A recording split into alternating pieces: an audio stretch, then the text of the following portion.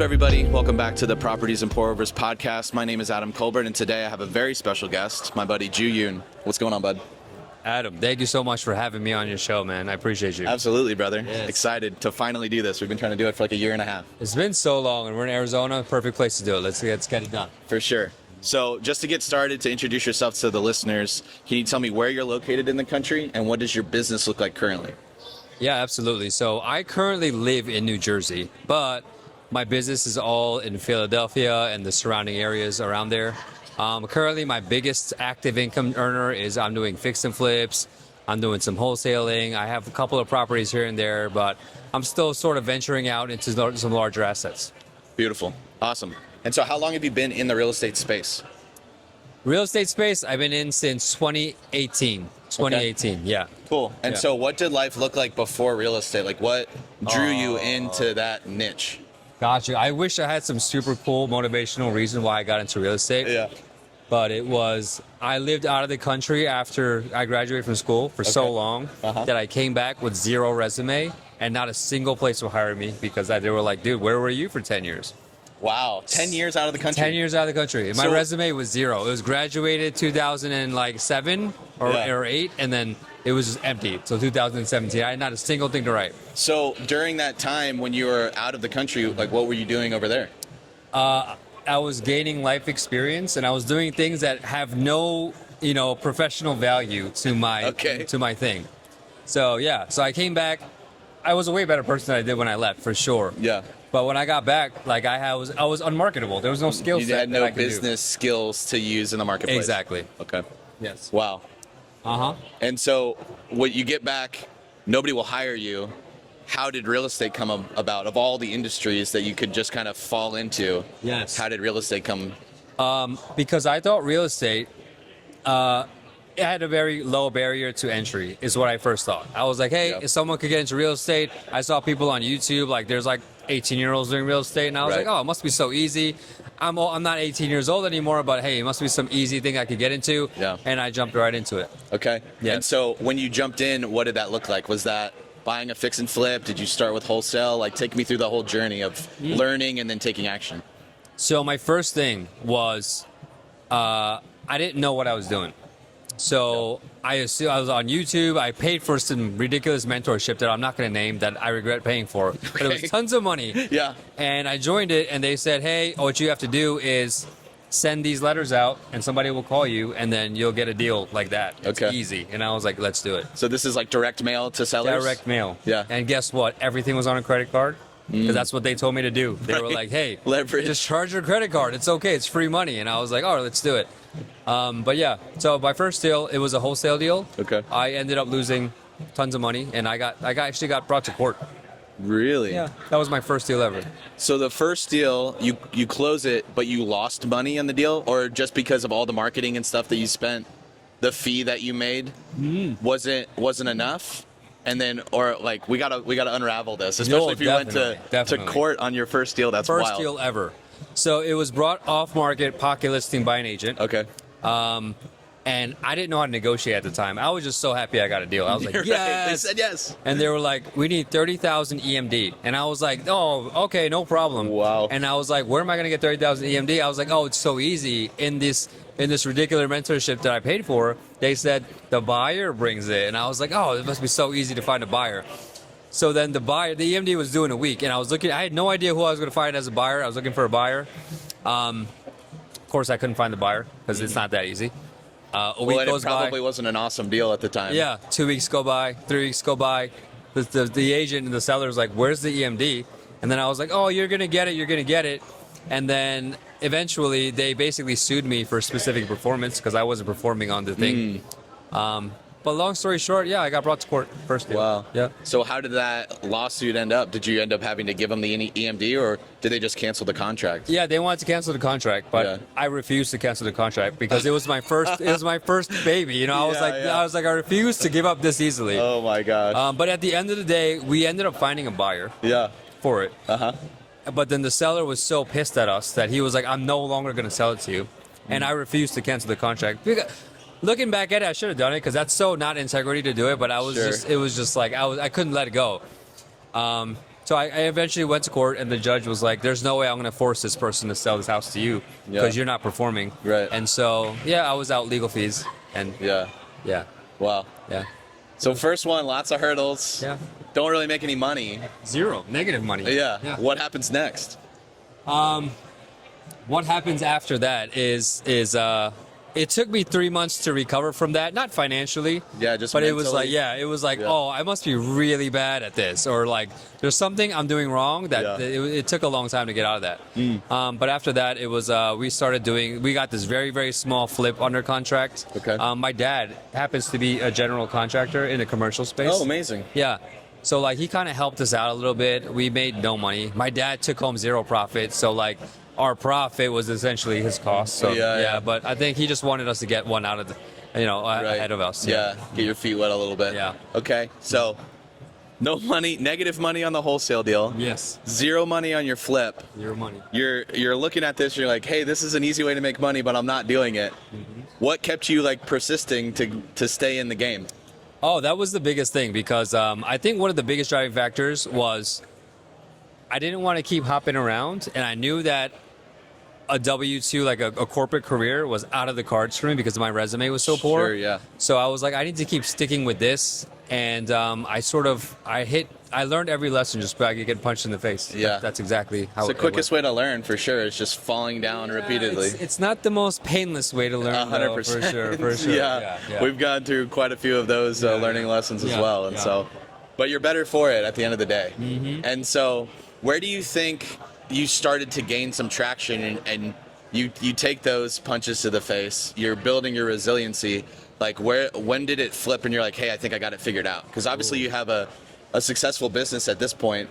Like, how long was that trajectory until you're like, I think I got this? Oh, such a great question. So I can't say I have a super successful business, but at the same time, if you're comparing it to where I started, oh my gosh, I've come leaps and bounds. Yeah. But I think the biggest thing was I realized that you don't have to do everything yourself. Like, for sure. I don't have to find a buyer. I don't have to find the money. I don't have to find the deal. I don't have to do everything myself, So I think the biggest mind shift was I don't have to learn everything to do it correctly. Yeah. So I think that's what it was. That's huge. The biggest, that was it. So was there one like key partner or somebody that you brought into your business to kind of delegate some of that work, and that's where you saw like, hey, I'm actually making money or doing more deals because I'm leveraging other people and not having to hoard all this burden on myself? Yes, there was definitely a point. I think it came with like imposter syndrome. Sure. Where I didn't want to feel like I'm so much dumber than this person and being like, can you help me with this? Can you help me with that? Right. So I always felt like that deep sense of pride where you're like, no, I'm not going to help. I'm not going to get any help from anybody. Right. I bootstrapped this. Yeah, I'm going to do everything on my own. I'm going to figure it out. But I realized you're not going to get anywhere like that. It's so hard. So I think it was like my second flip or so. We actually partnered with like somebody that brought some capital, brought some construction experience. Okay. And then as I'm sitting at home, I'm like, hey, this is still going on while I'm sitting at home. And I was like, this is so good. And we ended up splitting the money, all that stuff, and we actually made money on it. And it was good for sure. Amazing. Yeah. That's awesome, brother. Okay, and so you've learned a ton of lessons along your journey. Yes. And obviously you're continuing to evolve and learn some stuff. And obviously being here, we're at the Owners Club retreat. Yes. Pace is really pushing on this Mount Everest, this big vision that we want to chase over the next 3 to 5 years that we can't do alone, right? To kind of go in with your collaboration of what you're talking about. What is that big Mount Everest for you? That was the most terrifying question to me when I first joined Owners Club. Yeah. Because people were talking about their Mount Everest, and then it took so much out of me to figure out what it is. Yeah. And for me to say right now, I have a 100% clear vision of my Mount Everest, I would be lying to you. Sure. It's so hard to know what it is. I have an idea of what I want. I know what I'm passionate about. Yeah. But I think that where I have the biggest difficulty is relaying that to other people. Mm-hmm. Yeah. So Got it. So I really want to get into the senior living space. Okay. Because I have a hospitality background. Sure. I love hotel management. I love curating experiences for people. Like I love the customer experience portion of it. Yeah. And then just seeing my grandmother, seeing my parents getting older, like where she's living right now, it's very much like, hey, here's applesauce, here's a soap opera, like just sit here for 8 hours, we'll pick you up later, get some lunch. Yeah. And so I wanted to create a space where it's like, not full-time care where Yeah. you need medical treatment, but at the same time where active seniors can live together and have like cool Dignified. experience. Yeah. There you go. For sure. That's what it's about. I love that. Well, and that specific niche is so needed right now, and like the talk about this silver tsunami, right? There's so many baby boomers that are transitioning into assisted living of some sort, and there's like a massive need for housing. Like there's way more demand than there is supply, and so I think it's important for us as investors to step into that gap and provide those services where Absolutely. we can provide value to those folks while also doing really well for us and our families, Yes. right? And so I love that vision. Yes. And so stepping into that space, is there like specific market that you want to focus on, like in your backyard there in New Jersey, or is it like wherever I can provide a house, that's kind of what I want to chase after? I think the just like you said, Adam, like the needed market is all across the country. There's Yeah. no one area where there's a way larger demand than others. Sure. But at the same time, I definitely want to be a part of it. Yeah. So I think full on virtual, because I'm in Pennsylvania, I'm in New Jersey. I think somewhere around there, even up to Atlanta, I think it's great. Yeah.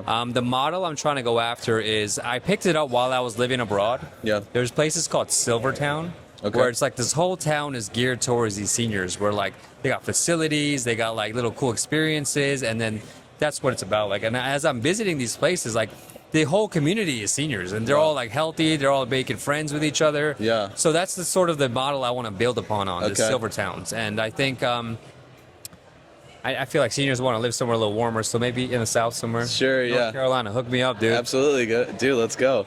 So that's a really interesting model. So not just like a community, meaning like one building, but more like a planned development where they have their own like restaurants and own shopping centers or something. Maybe not dedicated solely to seniors, but close enough for them and where they're living, like their little villa or whatever that we can set up, so they can have this like dignified, normal lifestyle, but still have that kind of support. Is that kind of That's exactly the it. chase? Yeah. Okay. So it's not dedicated to them where seniors are the only Right. ones that could utilize it. Yeah. But since the majority of the population in these towns are senior citizens, like Sure. like the guardrails are a little bit lower. Like everything's like kind of geared towards seniors, so Yeah. they're way more comfortable walking around everyday life. Sure. Like there's no steep hills done, like things like Yeah. that. There's like wheelchair ramps on some of these Yeah, steep it's things. accommodating. Yeah. So it's very, very accommodating. That's Love it. that's my dream of building something like that. So, Amazing.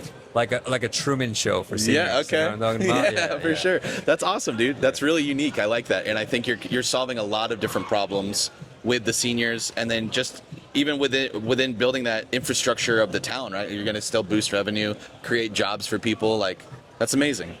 Really cool. Yes, it's such a long-term vision for me, though. I know there's no way to solve it today. Sure. But I think I know what my biggest lesson is I don't have to do it myself. So 100%. we're getting there. Yeah, absolutely. And so if somebody's watching this right now and they want to connect with you, kind of learn more about your business, maybe bring you some properties, or if they have some skill sets in the senior space to try to see this Silvertown vision come to life, where can they reach out to you? Oh my gosh, I think the best place to reach out to me, please, you can DM me on Instagram. I'm currently creating like a buy box website that I'd be happy to share with you guys. I'll put it on my Instagram probably. My Instagram is Joo, Joo, like zoo, like ZOO. The only reason I made it that was because people couldn't pronounce my name correctly. Sure. Joo like zoo, that's me. I love it. Yes. Amazing. Yes. All right, so one last question for you. Yep. If you, with all of the lessons that you've learned in your journey through real estate investing, if you could go back to that first video you watched, you're about to jump in and take action, what's a piece of advice that you'd give your younger self? Oh gosh, I think I wasn't prepared to be punched in the face so hard. I think that's what it was. Reality definitely hit me, and I thought that it was something that, because my whole life I was adapting so well to everything. If the teacher was like, "Hey, where's your homework?" I would be like on the spot making something up to get out of that. But when someone's like, "Where's $30,000 for an EMD?" There's no way I could negotiate myself out of that. Sure. So I think real life hit me. I was living in this fantasy world of like, hey, an 18-year-old who's driving a Lamborghini on YouTube told me it was easy. Right. It's going to be easy. But I think that's what it was. Okay. I think my younger self should have been told, it's real life. People- Proper expectations. Yeah. So I think you're the reverse of a lot of people, where you took a lot of action, but you didn't really analyze it. Nope. Whereas some people get stuck in that analysis paralysis and never get started. So I mean, I think your situation and your story is a way more encouraging one. That like you can fall off the bike a million times, but you will eventually learn how to ride it, rather than looking at that bike on the corner and watching every video on how to ride it. You're never going to learn unless you get on the bike. So take action. So agree with that. I agree with that so much. That's Yeah. an excellent point, Adam. Amazing. Yes. Well, Joo, I really appreciate you taking the time. Thank you guys so much for watching this. Like, comment, subscribe, all that good stuff. Yo, I appreciate you, Adam, so much. Thanks, guys. Absolutely. All right. Until the next one, we'll catch you later. See ya. Peace.